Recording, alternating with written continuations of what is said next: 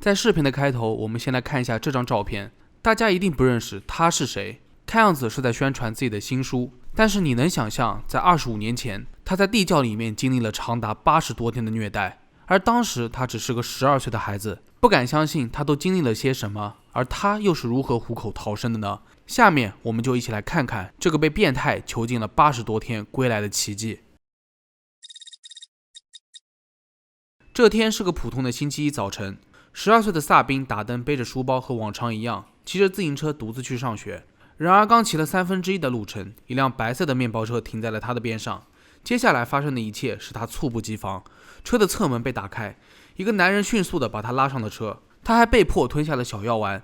汽车大概行驶了2个多小时，萨宾又被喂了3-4片药，但他依旧没有睡着，于是又被强行喂了几颗之后，被装在铁箱子里带进了一个陌生人的家中。然而这个绑架者正是马克·杜特鲁，他是世界上最臭名昭著的恋童犯罪者之一。刚到家，萨宾就被绑在了床上，后来马克把他囚禁在了地窖中，那里只有一个床垫和一个尿壶。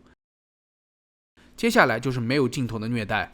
马克自称是萨宾的救命恩人，如果不这样做，就会有更恶毒的绑架者会带走他。而另外一边，他还告知萨宾，自己的父母因为无法支付要求的巨额赎金，所以他只能被迫囚禁在这里了。萨宾对此将信将疑，他不认为父母会放弃自己，但眼下他根本就无法反抗，只好默认他说的话。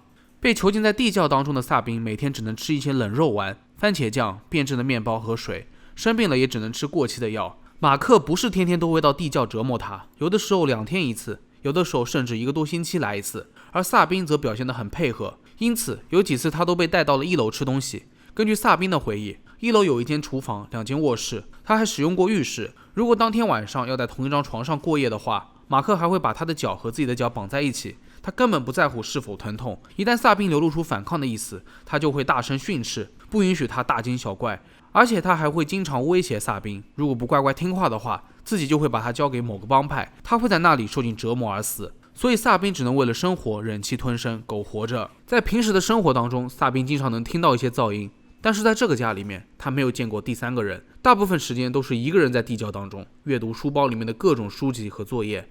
他还会写日记，记录自己在地窖当中的生活。天真的他还会跟马克讨价还价，说自己想和父母通信，但没想到马克竟然答应了。而且后来萨宾还真就收到了回信，当然了，这都是马克一手操作的。他假装父母的口吻给他回信，试图操纵他。马克甚至还假装给萨宾的父母打电话，打消他的疑虑。有一次，萨宾收到了母亲的来信，信中写道：他告诉我，你已经说服了自己以后再也见不到我了，你应该要开始享受，而且要对照顾你的人好一点。因为这些来信，萨宾以为自己真的要与父母分开，独自面对生活了。但他不知道的是，自己并不是唯一的受害者。在这栋房子里面，至少已经有4名女孩没能幸存下来，全部都死在了这里。一转眼，这样的生活维持了2个多月。在8月9号的这一天，马克绑架了另外一名女孩，她是14岁的莱蒂奇亚·德尔赫兹，同样的也被带到了地窖。萨宾很紧张，而莱蒂奇亚看到他的第一眼就认出了他，随后就说道：外面所有的人都在找你，你不知道吗？你不看电视的吗？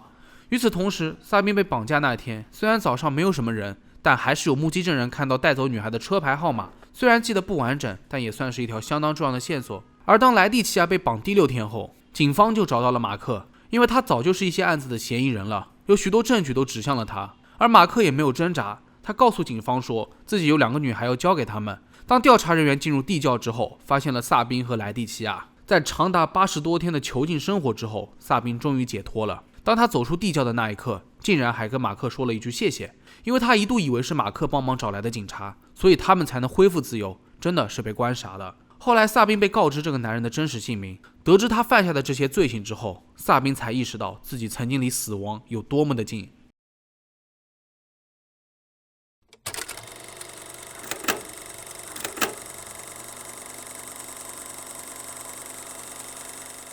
其实早在1989年，马克就犯下了类似的罪行，他绑架并侵犯了年轻女孩，但是不知怎么的，没关多久就被提前释放了，这无疑是在纵容罪犯。因此，马克犯下了更加残忍的罪行。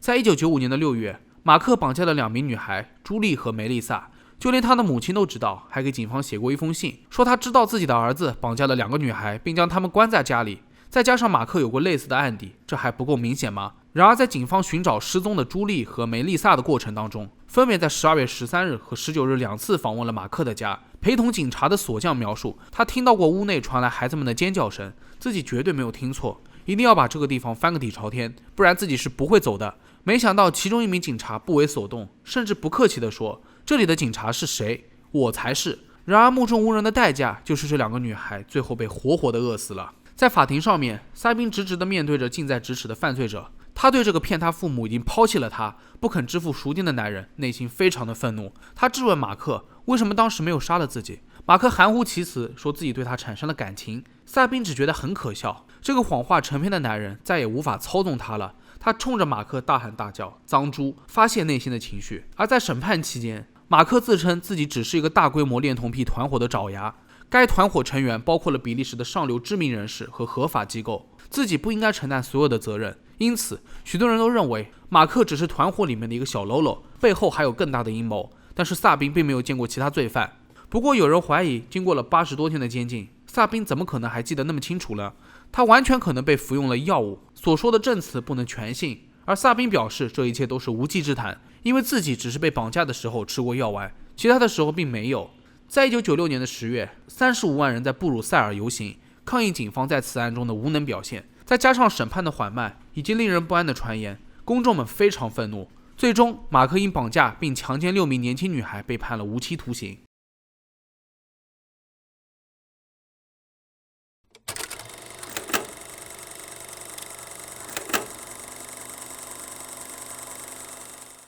然而这2名幸存下来的女孩虽说是同甘共苦，但并没有结下深厚的友谊，因为他们不同的信念。莱蒂奇亚获得自由后，安全地回到了家中。他和他的母亲兴高采烈地接受记者的采访，与朋友分享了自己的经历。莱蒂奇亚也得到了巨大的关注，他忙着接受鲜花、信件和礼物，这与萨宾沉默了8年的状态截然相反。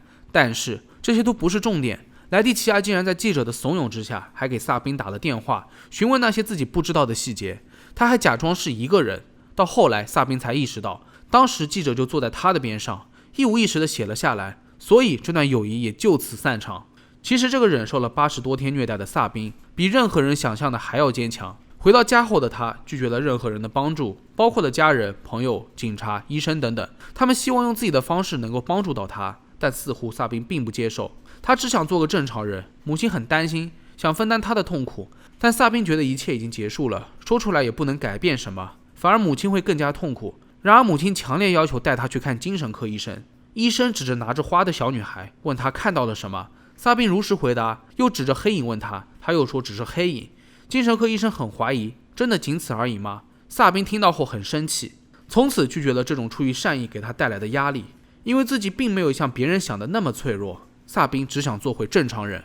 其实这么多年来，萨宾一直都在默默顶着各方面的压力。获得自由之后，他执意和往常一样，独自一人骑自行车去上学，但是他很明显能够感觉到自己身边投来怜悯的目光，这是他最抗拒的。各大新闻媒体为他塑造了可怜同情的形象，到了晚上他都不敢去人多的地方，因为几乎每次都会认出来，你是那个萨宾吗？在2005年21岁的萨宾出版了《我的生活》这本书，里面详细描述了自己80多天的监禁和折磨。他坦言自己写出来是不想让人们再好奇他的遭遇，更重要的是不想再让恋童犯罪者轻易的被原谅。萨宾家里面有一个大箱子，里面塞满了各种各样的报纸和新闻录像，包括当时的日记，萨宾都保存了下来。现在每当他再次阅读那些文字的时候，感觉像是在阅读别人的故事。